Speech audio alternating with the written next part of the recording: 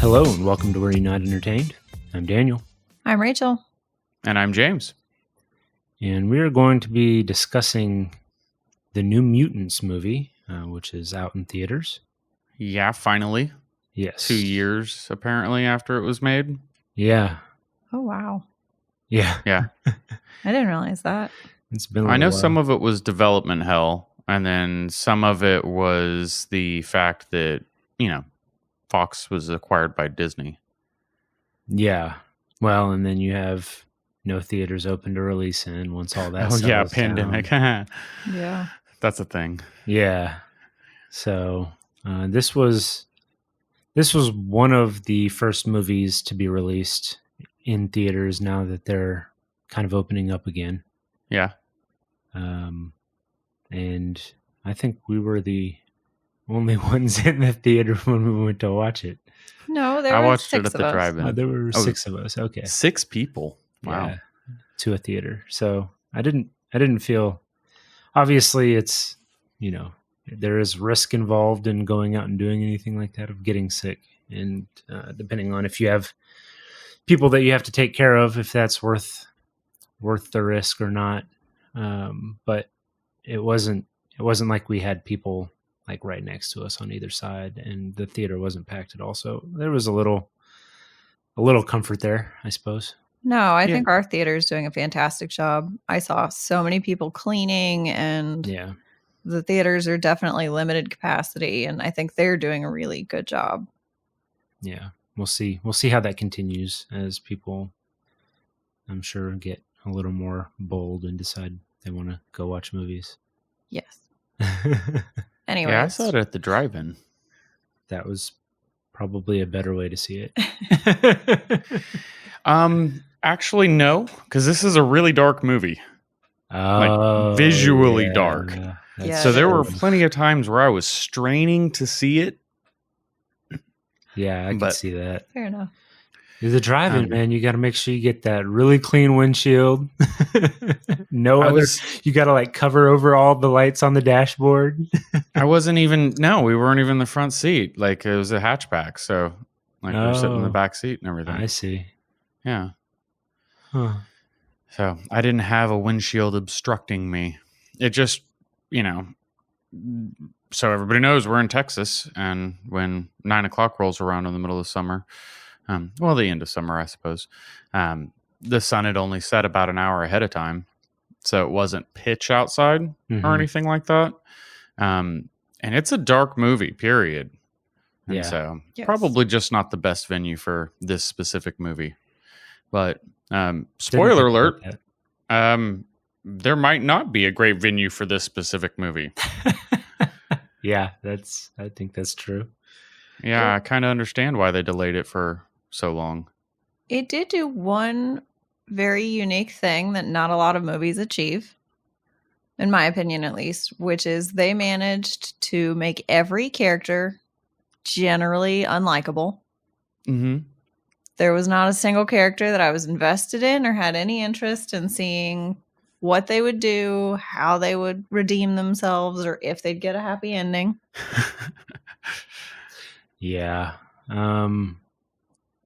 It's kind of a shame too, right? With all the prolonging of the release and the budget, which is an estimated 67, so almost $70 million that they spent on this movie. So not cheap. No, it wasn't cheap at all. And to me, it was just kind of lackluster. Yeah. I didn't feel that they were unlikable. In fact, some of my favorite characters were the unlikable ones. The issue for me was that there wasn't enough actual development about the heroes. Right. Like, I still don't know what really some of the stories that were teased in this about the characters weren't ever really fleshed out. And so we got these like snippets of stories about their past that would have sounded like much more interesting movies to me, but never got any kind of resolution for any of those. it just, I don't know. It gave us a bunch of teasers and never fulfilled anything, in my opinion. I didn't hate any of the characters, but I just didn't care, which is almost worse. Yeah, I would think so. Well, and Especially since it's more like this is more of a character drama about mutants than really anything else, seems like. yes, it wasn't action packed throughout the movie. I mean, there were definitely action scenes and the ending, but for something that is so slow and so character driven, I was kind of curious, what did you do with all that time? Yeah, I don't know. Well, you see, when you throw like mutants and you think about like the X-Men and you're in that universe, I just expect a little bit more like action and superpowers and using superpowers and not it's like it's a teen drama is kind of what Yeah. it was. Absolutely. I think teen drama kind of nails it on the head. It also kind of reminded me of Glass in a weird way, Yeah, I could kind of see that. with the whole like special powered people stuck in a hospital. It's kind of a prison, and ominous doctor overseeing them, and you don't get as much of the superpowers as you would probably like. Yeah, I could see that. And I they think had Glass was much better. But Glass was way better. Yeah. And, Glass is definitely not as good as Unbreakable or Split, but yeah, definitely better than this one. Well, they had a lot of really good actors, and they did a terrible job. Yeah, Oh, man. Charlie Heaton's Tennessee accent, I think it's Tennessee is where he's from, was god awful. I like him in most things, but that should have not been a choice. Yeah, he's was from made. Kentucky. Oh, Kentucky, okay. Because they keep calling him Kentucky throughout the movie. Yeah, That's right. But yeah, and same with Anya Taylor-Joy. Mm-hmm. She's so good. She was so good in Glass and Split and The Witch. She's very talented, and she just kind of fell flat in this. The Russian accent again. They shouldn't have done accents in this movie. Yeah, she was actually my favorite part of the entire movie. Her whole backstory, I really want to know. Yeah, that was fascinating. And every time that she would do the warping thing to wherever the hell she's from, or whatever that means, because I don't know anything about the new mutant. What's that? I said it was like her safe place. It was, yeah, except for it's like run by Slenderman. No, it's like a from what I understood anyway, it's like a place that was created in her mind that she could escape to while she was being attacked by the Slenderman, essentially. Yeah, okay. It was her coping mechanism, like the puppet. And then when she was in her own world, she somehow thought it into reality. Yeah. Okay. That might be way off. It would be interesting to actually have like the full story there, because that would be cool to understand. Like that's a real superpower. Right. And the way she could like transform her arm was super cool. That sword was amazing. Like I want to see that movie.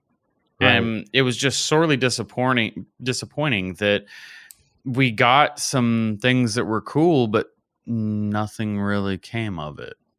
Right. Well, and you don't even see any of that until the very end. Right. Which is kind of odd. It's just odd to me. Like you have these snippets that's Rain's powers that are coming through. Like you don't really know what her powers are. Supposedly you don't really know what her powers are. You kind of figure it out as things start happening. It wasn't exactly. Yeah, exactly. So you have like those snippets where it's like other people's horror, their nightmares coming to life.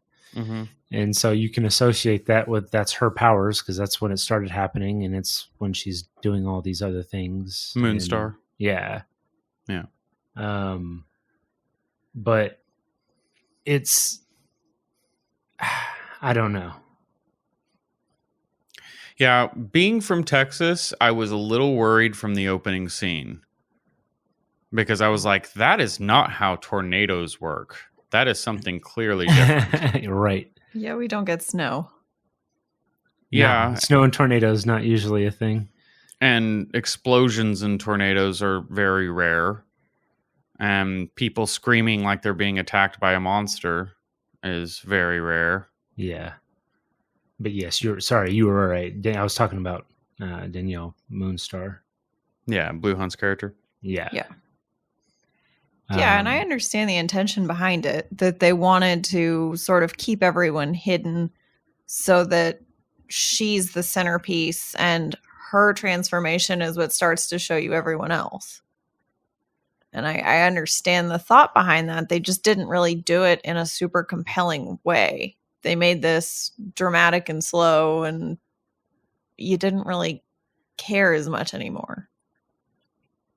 Yeah, I think that they either should have made this about 30 minutes longer because it felt kind of short and delved more into the characters' powers and capabilities and kind of show off a little. Yeah, it was only an hour and a half. Right. So an extra 30 minutes wouldn't have really killed it either. Exactly. The other option would be not do that, but really make it a horror movie because they kind of wanted to do that, it seemed like, but then pulled back, I guess. I think if they had made it a lot creepier, I would have been way into it. And I'm a little bit more forgiving with not knowing in a horror movie. That's part of what makes things creepy. Right. Yeah, no, absolutely. Yeah, it is listed as a horror. Which is weird. And I'm with you. I think they just kind of partially touched on some of what they could have done. Either you needed to make this like more, well, I wouldn't want it to be more dramatic, but you just need to pick one. It needs to be more mutant or more horror. Right. It's gotta be one of those. It's a teen drama or it's a horror. One or the other. Are the Deadly Hollows movies, the Harry Potter movies, are they listed as a horror? Because it was about as scary as that. The Deathly Hollows? No. Sure, Deathly Hollows. Yeah, you know. Yes, There's a bunch of people mad at me now. But no, I don't think they were. Yeah, because it was about as scary as that. Yeah. Yeah. I don't get what they were trying to do with this. And maybe they don't really know. Maybe it's just kind of how it came together and that's what they had to work with. Yeah, and fair enough. I mean, there's a reason why it was delayed for a couple years, even before all the pandemic stuff happened. So, right. Yeah, it's another one that's just a little bit of a disappointment because they had all the pieces to make it good. Yeah. They had a good studio behind them, plenty of budget, lots of good actors. I wanted to like it going into it. I thought, maybe it'd be a cool premise. Because you're in the same universe, but you're getting away from like the X-Men, specifically. And I thought it would be a cool way to kind of introduce some of these people. But no. Yeah. It kind of fell flat, unfortunately. Yeah, unfortunately is right. But was there any shining light that you guys want to mention before we move on to favorite scenes? I thought that once they finally got to the end of the movie when everyone was using their superpowers, I thought the graphics were awesome. Yeah. I thought the action was actually pretty good. The bear was really cool. Right. I want that. I enjoyed all of that once they finally got to the fight, the last 20 minutes of the movie. Yeah, exactly. that's the kind of movie, and it didn't have to be the whole movie, obviously, but that's the kind of things that I was expecting to see in this movie. Right. But it wasn't that until the very end, unfortunately. But I did really enjoy all that. Yeah. Well, no. See, that's not a shining light. I was going to say I really could have lived without Charlie Heaton's character telling Birdo to nut up and fight the bear. Oh my God. Yeah, well. Yeah. All right. Well, let's go ahead and just let's get through this. So, Daniel, what was your favorite scene? I just talked about it. It was when the giant bear comes out to play. Okay. Yeah. Like I said, I really liked the bear. The bear was really cool. And Ileana fighting it was awesome. Yeah. No, that's true. I liked when it ate Dr. Reyes. Yeah. I was like, okay, I guess that's how that's ending. Yeah, done. Yeah. Okay, she's done. Yeah. She was in horrible shape already. She was already really, really banged up. But yeah, everything with the bear. Okay. How about you, Rachel? I think my favorite scene would have to be Ileana killing all the Slendermen in the stairwell. Ah, that was good. That was super cool. I liked that. I like her whole thing and seeing that her dragon puppet was real in her head. Mm-hmm. It's a pterodactyl. Was it a pterodactyl? It looked like a pterodactyl. I'm pretty sure it's a dragon. Yeah, I mean, that might be what it actually turned into, but I'm saying like the puppet itself looked like a pterodactyl to me. Sure. Oh, yeah. The actual cloth puppet that she's using. Yeah. I forget what she calls it, but yeah, it looked like a pterodactyl. I was like, that's kind of weird, but okay. But yeah, no, I think it does turn into a dragon. Yeah, it does. Even more odd to me. I just like when she snaps from place to place and then just kills everyone with her sword. Yeah. Well, kills everyone. Kills the weird creatures, whatever those things are. We'll call them. I want to know what they were. Yeah. And how did she like end up in their clutches in the first place? And like what? I don't know. They're like Russian mobster. There's a real story Slenderman. there. Yeah, they were a lot like that. The Russian mob Slenderman. That's the vibe I got. Yeah. I want to see that movie. So what about you, James? What was yours? For me, it was actually when the knockoff Human Torch was in the pool with Ileana. Uh-huh. Or what he thought was Ileana. And that was the only moment that I felt like that kind of was horror and like was creepy. And it felt like the action was starting to actually start rolling. And it wasn't something happened. Right. Yeah. And exactly. so I thought it was a really cool scene. I thought that it was well done and was, alluring. It was interesting. I felt something was finally happening. And so I started to get into it at that point. And like, you guys' scenes followed right after that. So that's when the movie got good, I guess. Yeah. That was the turning point. Exactly. And so, yeah, I enjoyed that. That's when I kind of shook off the boredom of the first half of the movie and was like, okay, I wish I had paid a little more attention. But yeah, I could see that. Yeah, no, that was a good one. That was interesting. I wasn't sure what was going on at first.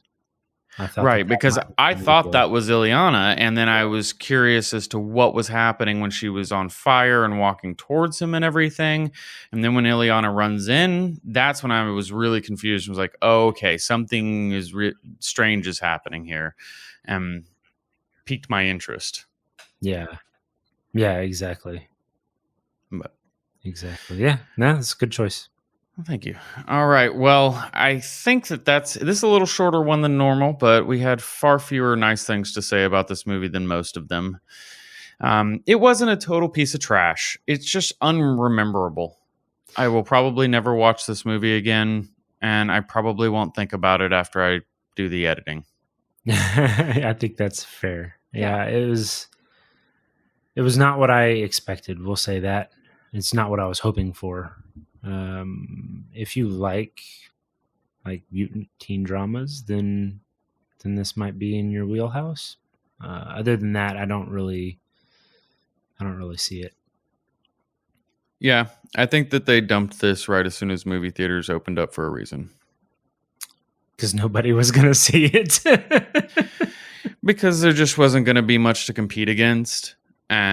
Expectations are going to be tempered because, well, I mean, somewhat, because people are just kind of happy to go see a movie again. Mm-hmm. Yeah. And that they can recoup a few bucks. Yeah, they're not going to get 70 million. But no. But yeah, fair. Yeah.